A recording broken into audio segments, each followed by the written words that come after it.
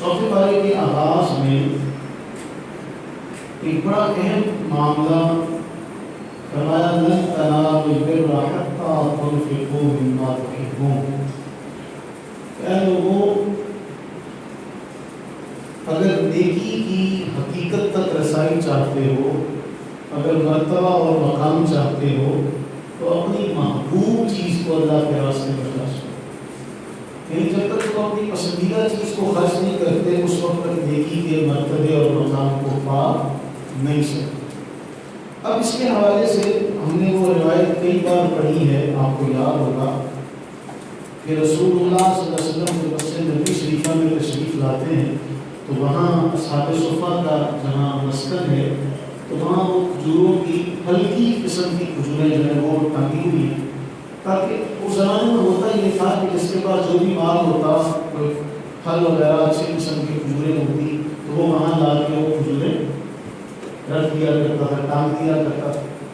تو اللہ کے نبی صلی اللہ علیہ وسلم نے دیکھا کھجوریں بڑی ہلکی قسم کی کھجوریں، تو رسول اللہ صلی اللہ علیہ وسلم نے اپنی لاٹھی سے جو کھجوروں کا گچھا تھا اسے ہلایا اور ہلا کے فرمایا، یہ کس نے دی ہیں؟ جس نے یہ دی ہیں کل قیامت کے دن بھی اسی قسم کی ردی کھجوریں کھائے۔ جس نے یہ دی ہیں وہ کل قیامت میں بھی اسی قسم کی ردی کھجوریں کھائے گا۔ تو اس لیے فرمایا کہ اگر تم نیکی چاہتے ہو کہ نیکی کی قدر و منزلت کیا ہے، نہیں اگر تم نیکی کر بھی رہے ہو، اس کا ثواب بھی چاہتے ہو، تو پھر اپنی محبوب چیز کو خرچ کرو تاکہ تمہیں دیتے ہوئے احساس بھی ہو نا۔ اگر آپ ہلکی کوئی شے دے رہے ہیں تو آپ کو تو اس کا احساس نہیں ہو رہا، اگر آپ چاہتے ہیں تو پھر اس کے لیے کوئی ایسی چیز جس کے دیتے ہوئے آپ کو کچھ ہو بھی کہ میں یہ دے رہا ہوں۔ اور جب کہ ہمیں معلوم ہے کہ وہ جو ہم اللہ کے راستے میں دے دیں گے وہ ہمارے لیے ذخیرہ ہو جائے گا، ہمارے لیے محفوظ ہو جائے گا۔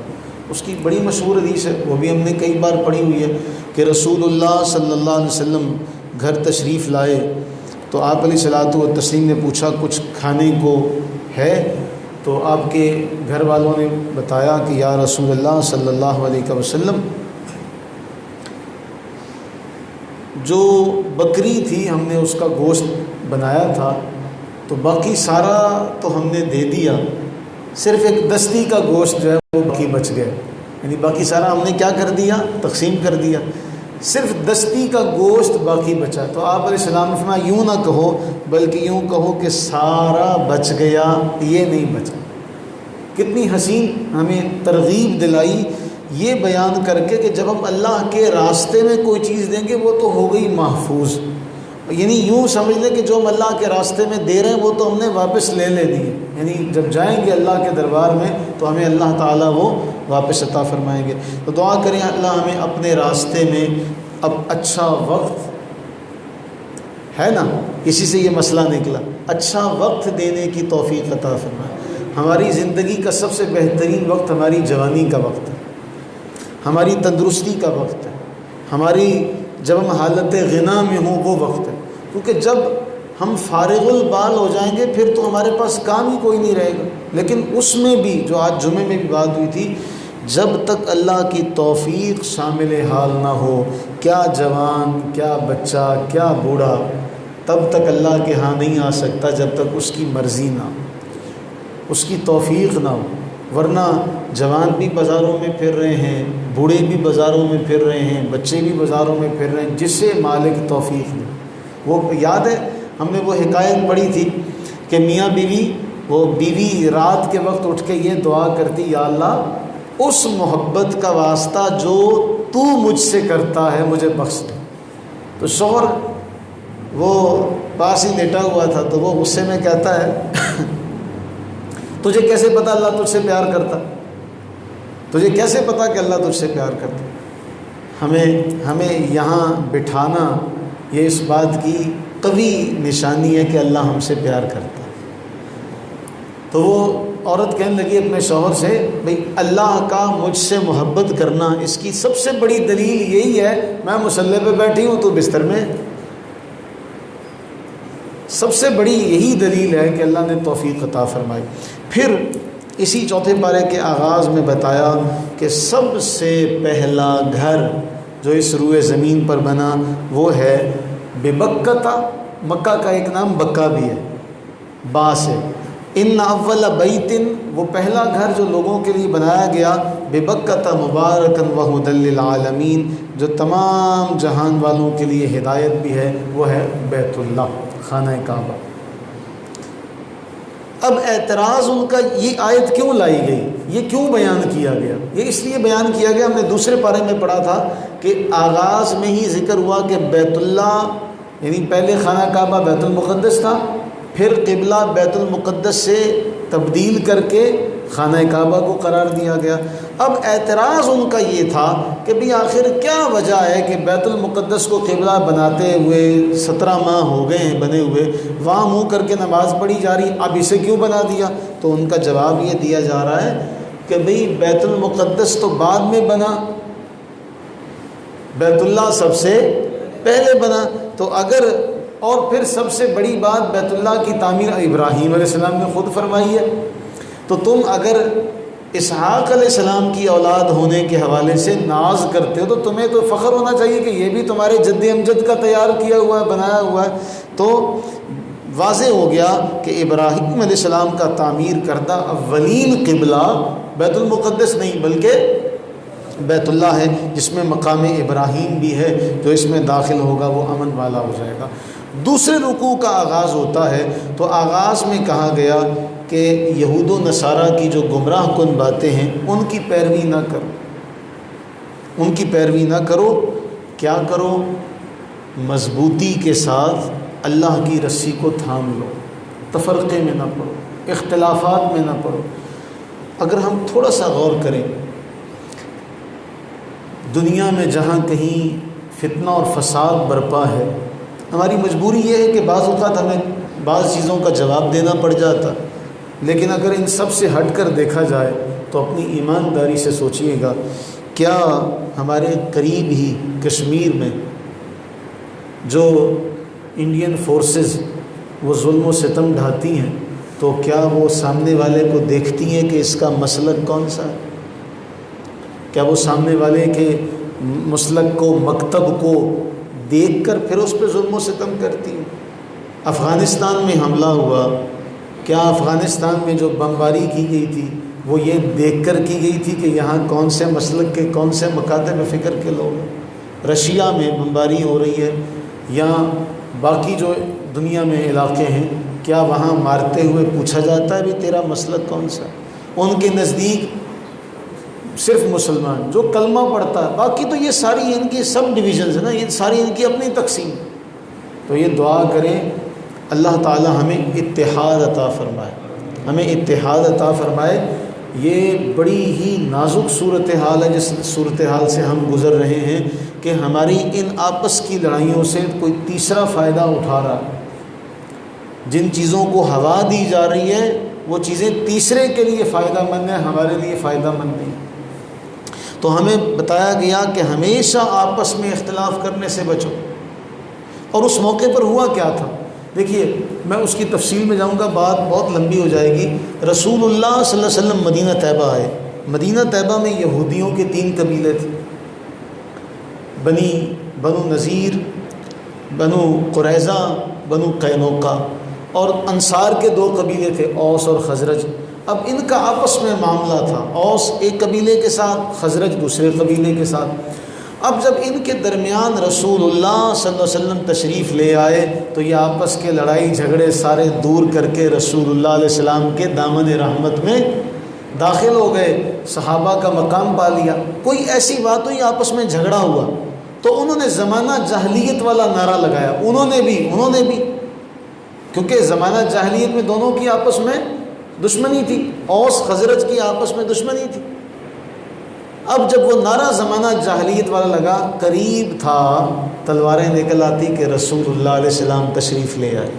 فرمایا میرے ہوتے ہوئے تم لڑتے ہو، میں تمہارے درمیان ہوں اور تم میں ابھی بھی یہ زمانہ جاہلیت کی ابھی بھی کچھ باتیں باقی ہیں۔ تو ہمیں یہ فرمایا گیا اختلافات انہیں مٹانے کی کوشش کرو۔ ہمیں تو حضور نظام الدین اولیاء رحمہ اللہ تعالیٰ علیہ، بابا فرید الدین گنج شکر رحمہ اللہ تعالیٰ علیہ، دونوں کی طرف یہ واقعہ منسوب ہے۔ انہوں نے کہا اللہ سے دعا کرو اللہ سوئی بنائے کینچی نہ بنائے، اللہ سوئی بنائے کینچی نہ بنائے۔ ہم آپس میں اس قدر بڑھتے چلے گئے، جو سارے مسائل اور معاملات کو جانتا ہے وہ ان فرقوں میں نہیں پڑتا۔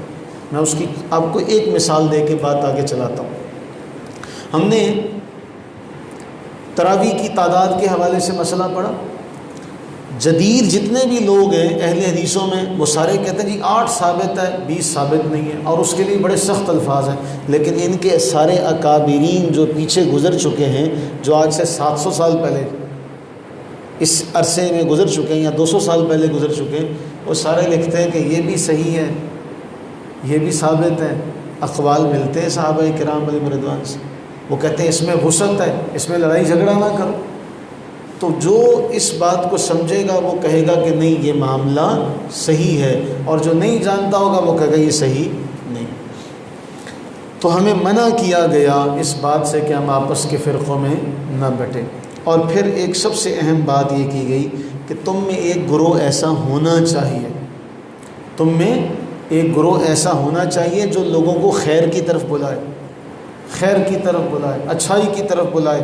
پھر اس کے بعد تیسرے رکوع میں فرمایا تم سب سے بہترین امت ہو، تم سب سے بہترین امت ہو، اور تمہاری بہترین امت ہونے کا سب سے بڑا سبب یہ ہے کہ تم نیکی کا حکم دیتے ہو، برائی سے روکتے ہو، اللہ پر ایمان رکھتے ہو، یہ تمہاری سب سے بڑی نشانی ہے۔ اب آپ دیکھیے کنتم خیر امہ، تم سب سے بہتر امت ہو، اس کی یہ وجہ نہیں ہے کہ تم قرآن پڑھتے ہو، اس کی یہ وجہ نہیں ہے کہ تم نماز پڑھتے ہو، اس کی یہ وجہ نہیں ہے کہ تم روزے رکھتے ہو، اس کی یہ وجہ نہیں ہے کہ تم زکوٰۃ دیتے ہو، اس کی یہ وجہ نہیں ہے کہ تم حج کرتے ہو، اس کی صرف اور صرف یہ وجہ ہے تأمرون بالمعروف وتنہون عن المنکر وتؤمنون باللہ، کہ تم نیکی کا حکم دیتے ہو، برائی سے روکتے ہو، اور اللہ پر ایمان رکھتے ہو۔ اب اس سارے رکوع میں یہ بیان کرنے کے بعد پھر آگے چوتھے رکوع میں جنگ بدر کا کچھ احوال بیان ہوا۔ فرمایا تم یاد کرو جب بدر میں تمہاری تعداد تھوڑی تھی، آج ہم نے جمعے میں یہ مسئلہ پڑھا نا، یاد کرو جب تمہاری تعداد تھوڑی تھی، اور قرآن نے واضح طور پہ بیان کیا ینصرکم اللہ فلا غالب لکم، اگر اللہ تمہاری مدد کرے تو تم پر کوئی غالب نہیں آ سکتا، وَإِن يَخْذُلْكُمْ، اور اگر وہ چھوڑ دے فَمَنْ ذَا الَّذِي، کون ہے يَنصُرُكُمْ مِنْ بَعْدِ، جو اس کے بعد تمہاری مدد کرے۔ اللہ نے اگر چھوڑ دیا تو پھر تمہیں کوئی بھی کوئی تمہاری مدد نہیں کر سکتا۔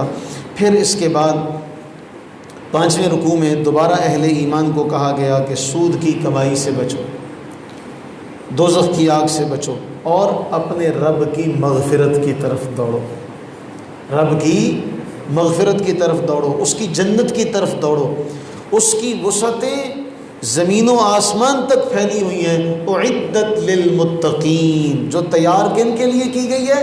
نیکوکاروں کے لیے، پرہیزگاروں کے لیے۔ کون پرہیزگار؟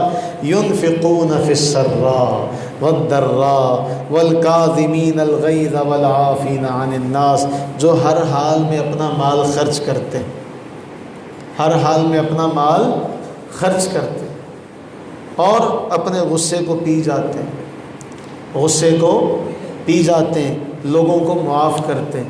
یہ لوگوں کو معاف کرنا کس کا کام ہے؟ اس آیت میں تو بتایا گیا متقی لوگوں کا کام ہے، لیکن عام جنرل سی ایک بات سمجھیں۔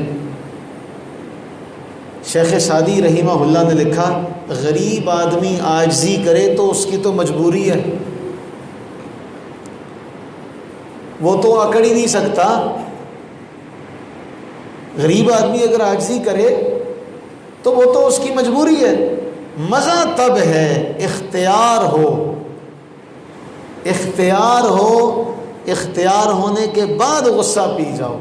ایک آدمی ہمیں گاڑی میں تھا، تیزی میں وہ ہم پر چھینٹے ڈال کے چلا گیا، اب ہم کہیں جاتے وہ معاف کیتا، بھئی وہ ہم اس کا بگاڑ کیا سکتے ہیں، وہ چلا گیا گاڑی پہ، ہم پیدل کھڑے۔ مزہ تب ہے ہمارے پاس اس سے اعلیٰ گاڑی ہو، ہم اس کو پکڑنے پر قادر ہوں اور پھر اس کو کہیں جا تجھے معاف کیا۔ مزہ تو تب ہے نا صاحب کہ جب آپ سارا اختیار رکھتے ہوئے کمزوروں کے لیے معافی کا اعلان کریں، لیکن آپ تو اقتدار میں ہیں، آپ تو جاہ و جلال کے جلوے دکھاتے ہوئے انہیں سبق سکھانے کے در پہ ہیں، جو کام آپ خود ماضی میں بڑے کر و فر کے ساتھ کرتے آئے، جس کام سے آپ کا اپنا ماضی بھی بے داغ نہیں ہے، جس کام سے آپ کا اپنا ماضی جو ہے اس کے کارنامے آپ کے ماضی کے صفحات پر پھیلے ہوئے بڑے دم تراک سے نظر آتے ہیں، جس ملک کا صدر بھی اس کا بھی کلپ موجود ہو، بند کر دو سارا کچھ، سب کچھ بند کر دو، کچھ نہیں چلے گا، آج وہ بھی باتیں کرے، تو پھر ہمیں یہ اسی لیے کہا گیا نا یاد ماضی عذاب ہے یار۔ تو کہا نیکوکاروں کی روش ہے یہ معاف کر دینا، جس کے پاس اختیار ہے اگر وہ اپنے اختیار کو استعمال کرے معافی کے راستے میں تب کمال ہے، غریب آدمی کیا کرے گا۔ بلکہ شیخ سعدی نے گلستان میں لکھا اذا یئس الانسان طال لسانہ کسنور مغلوب یسود علی القلب، مجبور آدمی کے پاس اور کیا ہوتا ہے زبان کے سوا، جب آدمی مجبور ہو جاتا ہے زبان لمبی ہو جاتی ہے، باتیں کرتا ہے باتیں، اور پھر اس میں شیخ سعدی نے بڑی کمال کی حکایت لکھی، بہت کمال کی، ہمارے لیے اس میں بہت بڑا سبق ہے۔ بادشاہ نے کسی کو پکڑ لیا، بادشاہ نے کسی کو پکڑا تو وہ بادشاہ کو لگا گالیوں پہ گالیاں، گالیوں پہ گالیاں، بادشاہ نے کہا چی گوید یہ کیا کہتا ہے، تو بادشاہ کا ایک وزیر تھا ہمی گوید والکاظمین الغیظ والعافین عن الناس، بادشاہ سلامت یہ کہہ رہا ہے غصے کو پینے والے، اے لوگوں کو معاف کرنے والے۔ بادشاہ نے کہا اچھا یہ بات ہے، جا اس کو معاف کیا۔ وہاں پہ کوئی لگائی بجائی کرنے والا بھی وزیر بیٹھا ہوا تھا، اس طرح کے وزیر ہر کیبنٹ میں ہوتے ہیں نا، ہر بادشاہ کے پاس اس قسم کے وزیر ہوتے ہیں، ہر ایک کے ساتھ اس طرح کے دوست ہوتے ہیں، میرے آپ کے ہمارے ہم سب کے ساتھ اس طرح کے دوست معاشرے میں ہوتے ہیں۔ وہ پہلے والا وزیر اس طرح کے لوگ بھی ہوتے ہیں، بعد والے کی طرح کے بھی لوگ ہوتے ہیں۔ وہ کہنے لگا یہ تو جھوٹ کہہ رہا ہے، یہ تو جھوٹا ہے، وہ تو آپ کو بادشاہ سلامت گالیاں دے رہا ہے، آپ بادشاہ آپ کو گالی دے، اس کی مجال، اس کی جرت، اس کی زبان کاٹ دو، اس کے ہاتھ کاٹ دو، پاؤں کاٹ دو، اس کو نشان عبرت بناؤ تاکہ کسی کو یہ کل جرت نہ ہو کہ تمہیں گالی دے، بادشاہ ہو تم۔ چڑھا دیا۔ بادشاہ عقل مند تھا، بادشاہ عقل مند تھا، تو کہنے لگا بڑے کمال کے جملے کہے جو شیخ سعدی نے لکھے، اس نے کہا اس سچ سے جو فساد کو بڑھائے وہ جھوٹ بہتر ہے جس سے فساد کی آگ بجھ جائے۔ اس سچ سے جو فساد کو بڑھائے وہ جھوٹ بہتر ہے جو فساد کی آگ بجھائے۔ تو یہاں بھی فرمایا والکاظمین الغیظ والعافین عن الناس، کہ لوگوں کو معاف کرنے والے۔ اس کے بعد چھٹے رکوع میں کہا گیا ایک بڑا اہم مسئلہ کہ جنگ احد میں یہ افواہ اڑ گئی کہ رسول اللہ صلی اللہ علیہ وسلم شہید کر دیے گئے، صحابہ بڑے پریشان ہوئے، کچھ بھی سجھائی نہ دیا۔ اللہ تعالیٰ نے ایک آیت میں بات مکمل کر دی، فرمایا اگر وما محمد الا رسول، محمد صلی اللہ علیہ وسلم تو رسول ہیں، قد خلت من قبلہ الرسل، ان سے پہلے بھی کئی رسول گزر چکے، تو کیا اگر یہ افئن ماتا او قتلا، کیا یہ اگر انتقال کر جائیں یا ان کو شہید کر دیا جائے تو تم اللہ کو چھوڑ دو گے؟ ان کی وجہ سے کہ یہ اگر چلے گئے تو پھر تم اللہ کی عبادت چھوڑ دو گے۔ وَمَن يَنْقَلِبْ عَلَىٰ عَقِبَيْهِ فَلَن يَضُرَّ اللَّهَ شَيْئًا، سن لو جو اپنے الٹے پاؤں پھرے گا نا اللہ کا کچھ نہیں بگاڑ سکے گا، اللہ کا کچھ نہیں بگاڑ سکے گا، اگر نقصان کرے گا تو اپنا ہی کرے گا۔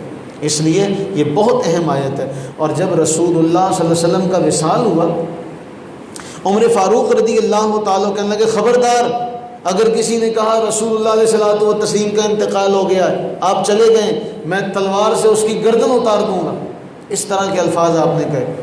یقین نہیں آ رہا تھا نا، دکھ کی غم کی کیفیت تھی، کہا کسی نے اگر ایسے کہا اس موقع پر سیدنا صدیق اکبر رضی اللہ تعالی عنہ نے یہ آیہ مبارکہ پڑھی، وما محمد الا رسول قد خلت من قبلہ الرسل۔ اب وہ صحابہ کہتے ہیں اس سے پہلے ہمیں لگتا تھا ہم نے یہ آیت کبھی سنی نہیں، آج ہی ہمیں پتہ چلا، گویا یہی وہ موقع ہے جس کے لیے یہ آیہ بینات نازل ہوئی۔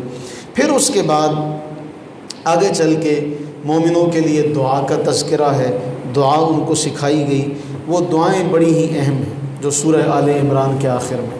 پھر سورہ نساء کا آغاز ہوتا ہے، یاد رکھیے نساء نون کی زیر کے ساتھ ہے، یہ قرآن کریم کی جو ایسی سورہ ہے اس کے نام سے ظاہر ہے کہ اس کا زیادہ تر حصہ جو ہے وہ خواتین کے مسائل پر مشتمل ہے، اور کچھ اور مضامین بھی اس کے ذیل میں بیان ہوئے، لیکن جو معاملہ سب سے اہم ہے، ایک تو نکاح کا مسئلہ، دوسرا تعدد ازواج کا کہ کتنی کرنے کی اجازت ہے، تیسرا تقسیم وراثت کا۔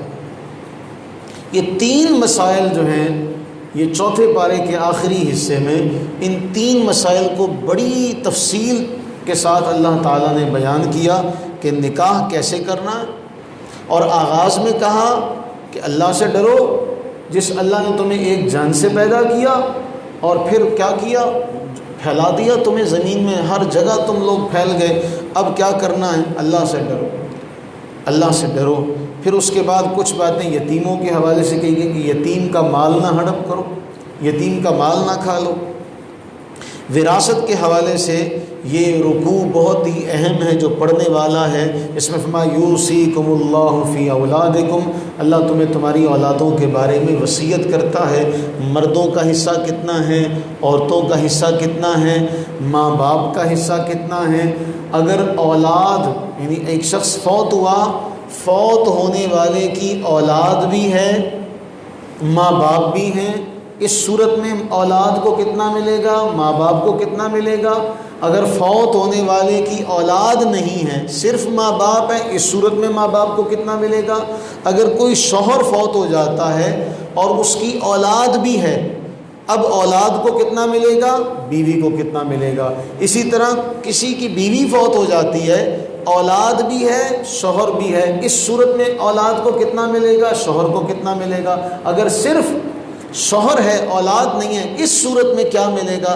اس طرح کے جو مسائل ہیں وراثت کے حوالے سے بڑے ہی اہم معاملات ہیں جو اس میں ذکر کیے گئے۔ پھر آخر میں کہا گیا جو انجانے میں گناہ کر لیں اور وہ اللہ کی طرف رجوع کر لیں تو یہی وہ لوگ ہیں جن کی طرف اللہ اپنی رحمت سے رجوع کر لیتا ہے۔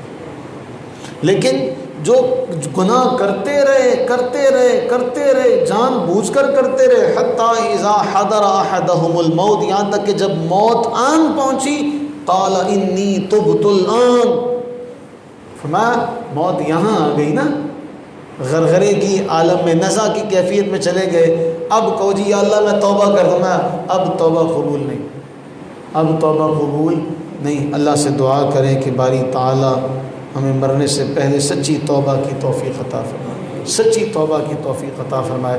اس کی آخری جو آیہ مبارکہ ہے اس میں اللہ نے ان رشتوں کا بیان کیا جن کے ساتھ نکاح نہیں ہو سکتا، جن کے ساتھ نکاح نہیں ہو سکتا، ان کا بیان ہے تفصیل کے ساتھ کہ مائیں، بیٹیاں، بہنیں، پھوپھیاں، خالائیں، بھتیجیاں، بھانجیاں، دودھ پلانے والی مائیں، دودھ شریک بہنیں، تمہاری ساس، اور پھر دوسری جو رشتے ہیں تمہاری بیویوں کے اعتبار سے، اور تمہارا دو بہنوں کو جمع کرنا، ان سب کی تفصیل اللہ نے ایک آیت میں بیان کر دی کہ کن کے ساتھ تم نکاح کر سکتے ہو، کن کے ساتھ تم نکاح نہیں کر سکتے۔